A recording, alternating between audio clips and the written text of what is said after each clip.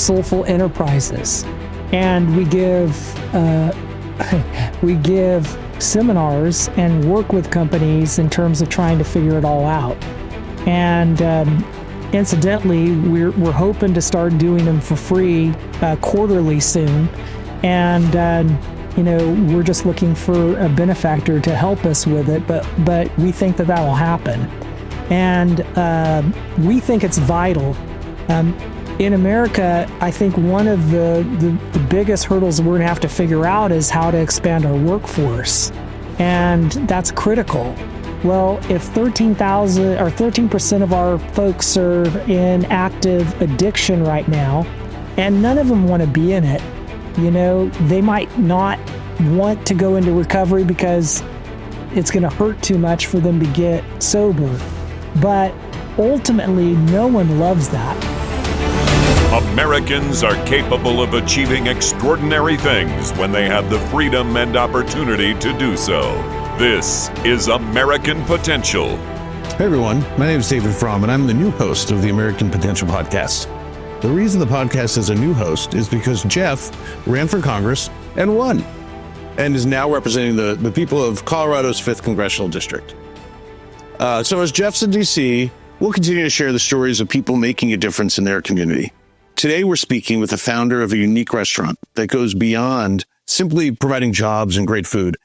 It offers a lifeline to its employees. For individuals battling addiction, reaching rock bottom is only the beginning of their journey to recovery.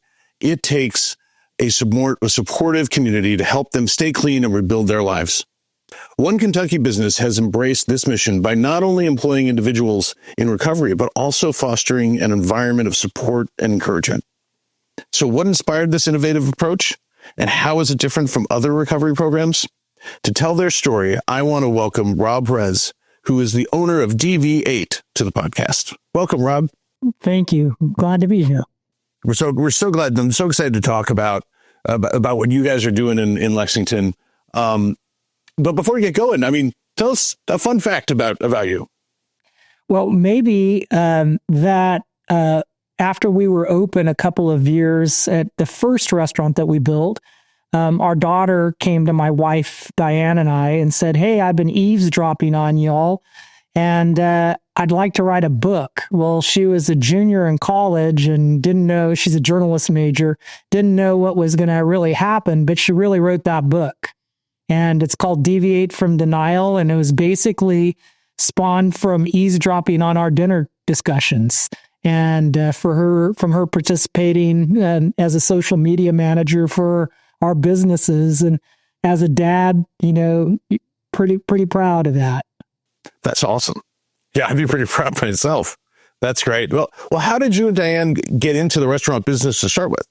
Well, I interviewed for a job when I was 20 years old. We're both Californians. Went in, they gave me the job immediately and said, "Hey, what do you would you start now?" And I said, "Yep." And they said, "Do you want to meet the folks before you start?" And I said, "Yeah." And the very first person they introduced me to was this really pretty 18-year-old hostess. And that became my wife, Diane. And now we've been married for 36 years. Oh, that's wonderful. So take me from maybe that point and like your career in the restaurant business and, dealing with addiction and then eventually kind of melding those two things together to what you're doing now with DV8. Yeah. So Diane and I got married, moved from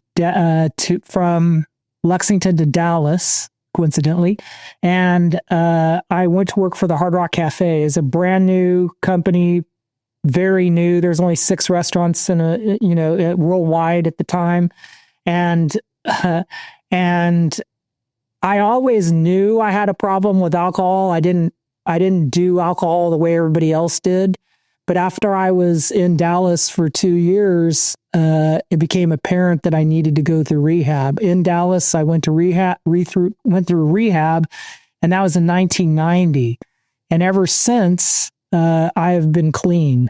I was with the Hard Rock Cafe for 10 years. Diane became a flight attendant because I was flying everywhere and we had to keep up with each other. So we went back and forth while I was at the Hard Rock, that I was hired by the Walt Disney Company, and along with a great group of people, created a bunch of concepts outside of the berm of the theme park for Disney, and did that for 7 years, and really needed to get out of the rat race. So we tried to look around to figure out what we could do. We had been on a trip to Lexington, Kentucky. I got a job offer in Lexington, Kentucky. I went and took that job for 2 years. Then we started to open up restaurants here in Lexington. We had 3 businesses that were thriving and doing really well. And my wife came to me and said, "Hey, I think we should take our lived experience. We're in the restaurant industry. You have an issue with addiction. Recovery is all about family support, and everybody kind of goes through the process together. I think we should try to fulfill our duty to society and to live out our faith in a more obvious and authentic way. And we should open up a restaurant that employs only people that are in early stages of substance use disorder recovery." And because I'm a person that is first, probably, unfortunately, before I'm a human, before I'm a man of faith, I think like a business guy. And I immediately said, "That's the stupidest idea I've ever heard." I didn't think it could be done. We had tried to hire people with a past, and I felt like we were 100% unsuccessful. In the process of a couple of years trying to explain to Diane that it's not a good idea, I had to create really evidence. So I went and I found 60 people that I had hired in each of those 3 restaurants that we hired because they were in substance use disorder recovery. And all we would do is say, "Hey, are you in recovery now?" And they say, "Yeah, we are." "Okay, great. Come and join us." Of those 60 people, the average tenure was 2 weeks. And I felt like second chance employment was just, it's unattainable. It's not something you could do. So when she mentioned open up a restaurant, it's $1 million investment. How do you do that? How do you have turnover of an average 2 weeks? And I just felt like it couldn't be done. And that's how it all started. But now we are where we are. And it had to do with the power of persuasion that she had, and maybe praying a lot, because I don't know a normal person that would have gone into this business. Yeah. So it sounds like, between faith and a great woman by your side, that's how you guys started to step out and move forward. Yes, sir. I imagine that at the beginning, it had to be pretty scary. I mean, you said you had misgivings starting out. I mean, how did you get from, okay, we're going to take this leap, to like making it actually work?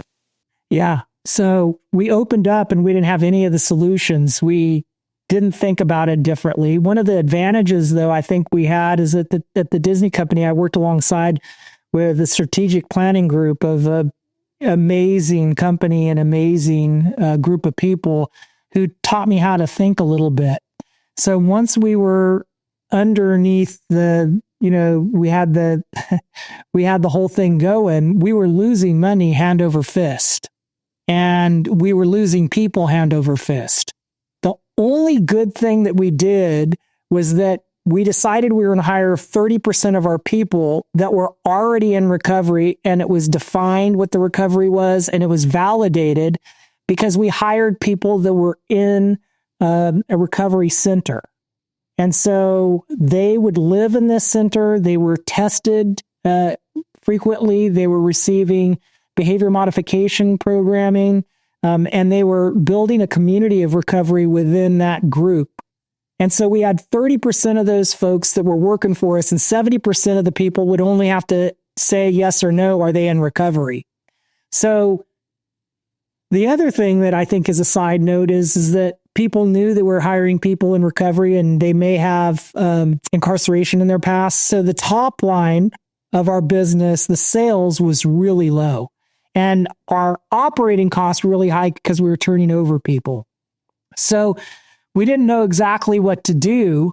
And I started doing an analysis after 6 months. And I realized that we had to do two things. We had to let people know how good our food was. We did all our own bakery goods, and the food is really good. And secondly, we need to figure out how to stop turnover. I did an analysis of the 30% of the people that we had on board from the recovery centers and the 70% of the folks that we had just that verify or said that they were clean and sober, and realized that the people that we're turning over as fast as we can hire them were the 70% that we didn't validate were in recovery. So we completely converted to hiring people only from residential living facilities. These are folks that 95% of them have incarceration in their background, that frequently have never had an honest job before, frequently have co-occurring issues with mental wellness, but they stayed at their job if they were clean. And that's what we learned. So it seems like folks who have had a lot of struggles, but are in a structured environment in a residential facility was what you discovered to be kind of the main factor to keep them working. And do you see DV8 and their job there as being part of that structure to their recovery? I do. We call it loving leverage. If folks do not display through their actions that they're in good recovery, and or if they fail a drug test, even if they're out of the recovery center once, after they've graduated, even if they're out, we're okay as long as they're testing well and if they're behaving well. And if they aren't, we let them go, and they know that. A lot of times, the $16 plus an hour that they're making with us is a lot better job than what else is out there. So we use that as a leverage to say, you could have this job, but you have to have recovery. And that's really important. That's when we see people flourishing. If there is a direct action to want to be in recovery and that you can demonstrate it, that's what the difference is. And for us as a business, it's because we defined what recovery was and we validate still what recovery is in order for our employees to keep their job. So it seems like you're doing two difficult things at once, which is running a business and helping people stay sober and live meaningful lives and overcome obstacles that they've had. How do you balance those? To be super honest, it sounds hard, but we partner with these residential living facilities and their clinicians. They house the folks, they test the folks, they give recovery to the folks. They're also working with behavior modification for the folks. They monitor them, and we sign the appropriate medical document releases so that they can tell us yes or no if they're doing the right thing. And it is yes or no. We don't need to know any of the details. So we can partner with, we have 8 different residential living facilities that we choose from when we need a candidate. We start there. Then we go along their journey, their career journey and their recovery journey. And if they do all the right things, now we're allowing people to stay even if they're not in the centers. Because all we do, we've hired a caseworker, and she validates that they're in safe housing. She validates that they're being tested. She validates that they're in a behavior modification program. And we literally meet with sponsors just to get to know them, to let them know we appreciate what they're doing. And yes or no, do you believe that your sponsee is doing the right thing? And it's just yes or no. If they say yes, we keep on moving. If we say no, then they have to talk and figure it all out and decide if they want to have that job still. So if they're going to be another commitment to this idea of recovery, then they would have to dig in deeper. So how have, not even doing it for years, how have you seen it develop, and what are some of the success stories in people's lives? Oh my goodness. I mean, there are so many unbelievable stories. We have one young lady that didn't have her children and was able to go through one of our partner houses, the Chrysalis House, and go through working with us. And we were able to help her point in the right direction. And she got back her kids. She paid down her debt. She paid restitution. She lived on her own and she moved away. And she got back her children, got back her life. And it's been what you really want. You want to see people flourish. You want to see them remove obstacles that are in their way. You want to see them get their family back. As a community, we get to see them not add to the national debt by all of the unpaid medical bills, the incarceration bills, but to be paying taxes along with that. And it's been really amazing. People don't realize that if someone's in active addiction, according to SAMHSA, that's $37,000 cost to the local communities to take care of someone that's in active addiction. So by the measurement of that, we have 42 people. So that's $1.3 million, right? And that's what we feel like our folks are saving our local economy a year, along with the idea that we're putting $2.5 million from our 2 restaurants and our wholesale bakery into the economy in terms of purchases. Secondly, that we're incredibly excited that it's almost $1 million worth of labor or wages that were given to people that wouldn't normally have a job, and they're successful at their job. It's not like they're bad at their job. They're great at their job. You can look at our ratings. For 3 of the last 7 years, we've been rated super high in the top 100 a couple of times of all rated restaurants in America based on Yelp ratings. And so that's every restaurant. And 100% of our people are in recovery. 98% of them are from incarceration. Wow, that's amazing. I thought you were going to say, in the state of Kentucky or something. Across the country for Yelp ratings, that's pretty phenomenal. Yeah. I'll tell you, I snuck a peek at your menu, and it made me wish that I was much closer to Lexington at the moment, because I think I would probably have a breakfast appetizer in form of a cinnamon roll, because that looked pretty amazing, and it seems like that's something that you guys do quite well. And then I have no idea. There were so many other things I would want to eat. I think I settled on the Southern Eggs Benedict, because that looked pretty amazing. But there were so many great things on there. It's such a unique menu. It's pretty awesome, and we're pretty proud of it. And we're pretty proud of the fact that we found one of the coolest things is when people are in active addiction, they have unlimited success potential. They perform as well or better than any of the folks that I've had at our other 3 restaurants. And I can tell you that it is really rewarding to watch people see the connection.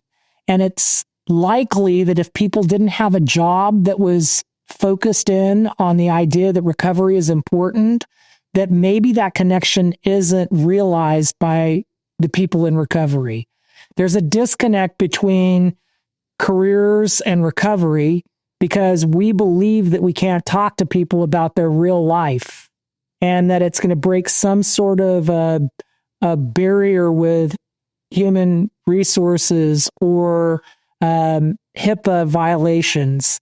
And we're finding that we need to figure out a way to have a more meaningful discussion and to share in this information in a way that's appropriate. And it's been unbelievably successful. I think you're working with other businesses to try to start programs like this. And it seems like a bit of a model that, to not only the restaurant industry, but maybe in other industries, there's a way to help people who are struggling with addiction to, I think restore dignity and self-worth really through work is kind of the way I think of it.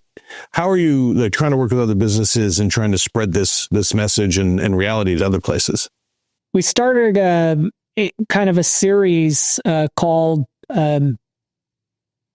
Soulful Enterprises, and we give we give seminars and work with companies in terms of trying to figure it all out. And incidentally, we're hoping to start doing them for free quarterly soon. And we're just looking for a benefactor to help us with it, but we think that will happen. And we think it's vital. In America, I think one of the biggest hurdles we're going to have to figure out is how to expand our workforce. And that's critical. Well, if 13,000 or 13% of our folks are in active addiction right now, and none of them want to be in it, they might not want to go into recovery because it's going to hurt too much for them to get sober. But ultimately, no one loves that. And that's the misconception. And if we could figure out how to get that 13% more productive if they're working, or a job that they could be great at for whatever reason, at whatever measure, then I think that the country would be so much better off. It also seems that it's the cheaper option. Yeah. You're talking about the numbers. I really found that fascinating about, the cost of having somebody in active addiction and to a community. And then you talk about like the what you're producing in terms of labor. It just seems like we've often treated the symptoms and rarely got to the root cause. And it just seemed it's something that our company has worked on over the years a fair amount, and it's just scratching the surface. But, you're hitting on something that's addressing, the core issues before they get people, sometimes they've already been, involved in the criminal justice system, but, or it seems like a lot of them have, but before they kind of re-enter. It just seems to make all the sense in the world that we want to help people be productive members of society, maybe when they thought they weren't anymore. And if we could, you're providing a way that people can say, hey, no, I'm going to really contribute and do a great thing that people really enjoy. Yeah, the human dignity thing is so big. And I think that that's when folks come to work with us, we see how they don't look you in the eye for a bit. And when it starts to turn and they realize that it's okay to be humble and it's okay to ask for help and it's okay to, to trust someone, that they start to build their dignity back. And once they can build their dignity back, the world's their oyster. If they stay in recovery, if they are working a job, if they're productive, they feel like they're productive. It's like watching the transition, of just a beautiful broken person turn into a beautiful person, period. And it's really inspiring. And I now feel really embarrassed that I told my wife it couldn't be done. Well, I think probably a lot of us probably have had those moments. but I'll give you credit, every day you can go back and say, Dan, you were right. Look at the difference that we're making now together. And man, what a wonderful story though, of like transforming your own lives and harnessing the talents and the experience that you have to transform other people's lives. And it's really inspiring. Tell people I kind of had fancy jobs with fancy offices and cars and, stock options and things like that. And I thought that was the coolest job ever until I started doing this. And to be super honest, I'm basically a glorified busser, but I go to sleep most days completely worn out, both mentally, physically, but I go to bed completely spent. And it is such a good feeling. And I'm so unbelievably blessed to be working with the group of employees that I work with. And it's been the best job of my life. Oh, it's fabulous. It's funny, way back, I waited tables for a few years and to pay the bills. And it's funny, I still reflect on that time because it was really meaningful to me, really. And, but one thing I've known is that a lot of times the hospitality or the restaurant industry has a higher rate of addiction and just substance abuse. It's just kind of prevalent. And so I just love that you've kind of turned it on its head, and you're fighting substance abuse and partnering with people who are trying to, really get back on top of their lives through the restaurant industry. And I think that's a pretty fabulous thing that you've taken something that sometimes is used for bad and using it for really good. And that was Diane's point. We had lost at one point when we were talking in 8 years, 12 different people, not because we fired them because of addiction, but because we buried them because of addiction. Like 3 restaurants, right? 8 years. And it just broke Diane's heart. And I think that's where she started even contemplating doing something like this. Yeah, and I think of you guys in Kentucky, so many other places all around the country. Unfortunately, it's been out in the open more over the last number of years. But just addiction, opioid epidemic has been so prevalent and so devastating to so many families and communities. I just can't help but think that more programs, more businesses like DV8, more what's a ministry or a program or whatever are so important to us. Kind of healing from that and getting back in a better direction.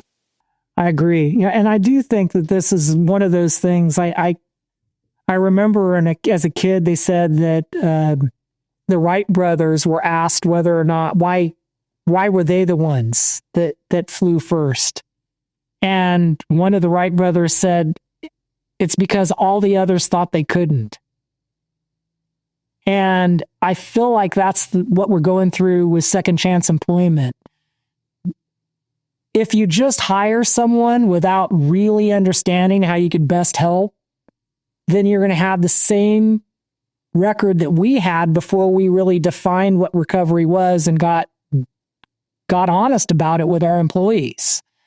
But we feel like we can't do that as employers. And I'm saying I think that we can't not do that. It sounds crazy.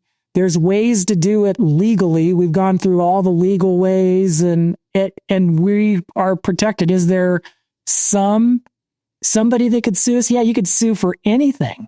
But the reality of it is that we've got to figure out a way to get this 13% of all Americans back on the right stretch. And if it's a cause, if it's about feeling dignity, it's about creating an environment where they're going to grow and feel like they're needed and that we show them how to earn an honest living, then so be it. Because the government's never going to be able to have that personal relationship with something. And that is the pick. That is the thing that matters.